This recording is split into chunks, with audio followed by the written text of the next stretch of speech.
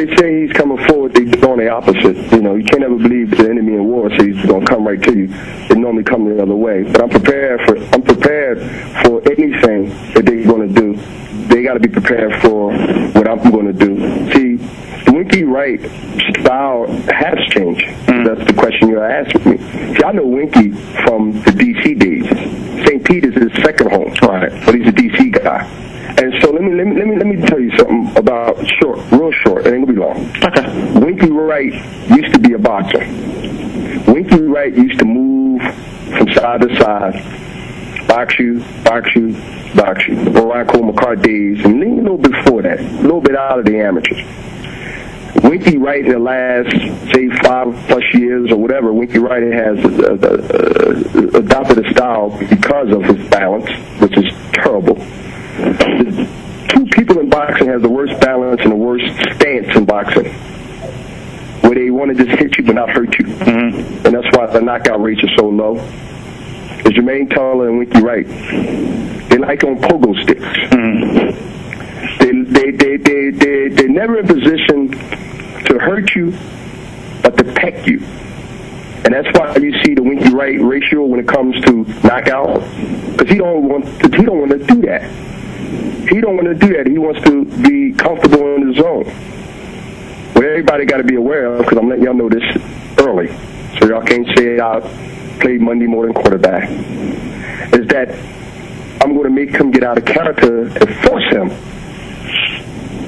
to drive a different way, to steer a different way, to fight a different way. I'm going to force him to run.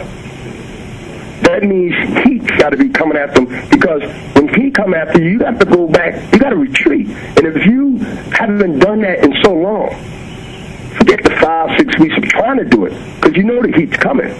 That's what he's working on, running. Because he told you he's coming forward. That means the opposite. So you're going to see Bernard Hopkins bring the old Winky right back to y'all.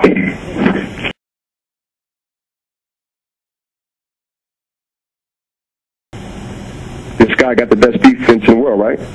Remember, everybody, I want y'all to write that. I want y'all to understand believe what y'all write.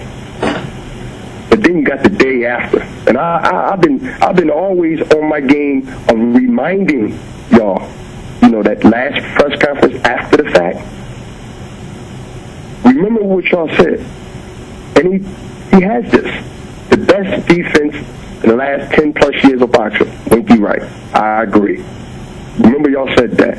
And then look at his face.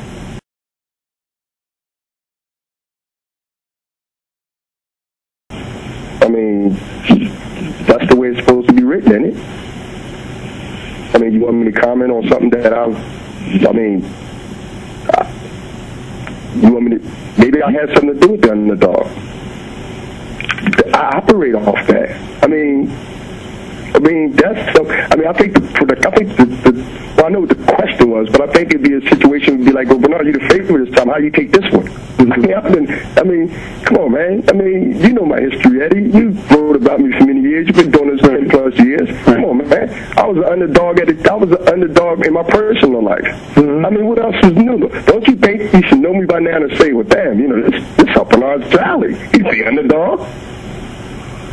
I'm that cartoon character that had the cape on with the glasses, the little mouse that run around and say he's the underdog. He come and save the day. Right. What else is new?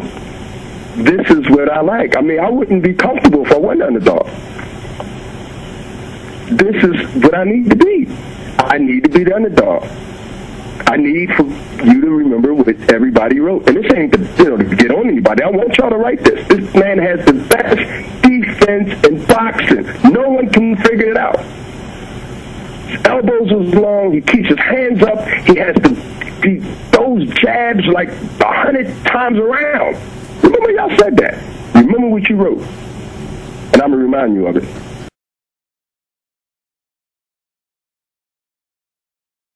What I'm going to do? What I'm going to do? Argue and plead that I'm not, or that I am.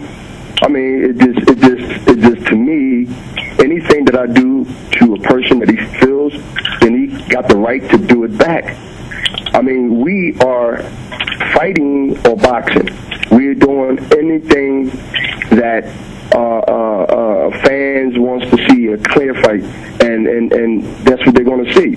To me, it's just an excuse to try to, I guess, put a subliminal message out there that if things get rough, that his game get tough, that he's going to be a bitch that he is, and he's going to start crying, and he's going to want to touch gloves, and he's going to want to act like this is a friendly outing.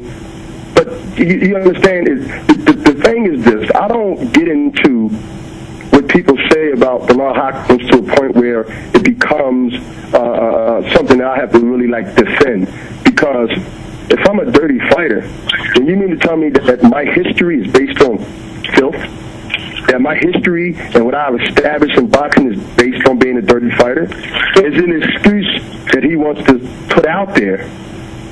So when he started doing what I said he was going to do, the word I used, the four-letter word, then he wants to be able to say to everybody that because I beat his body up, because he has a 4-inch waistband, the hottest ribs in like he's wearing a girdle, then that's on Winky Wright. I'm not going to say anything about Winky. I think Winky does a lot of things that he shouldn't do. But it ain't my job to say what he's doing. It's a referee job, and it's people who watch it.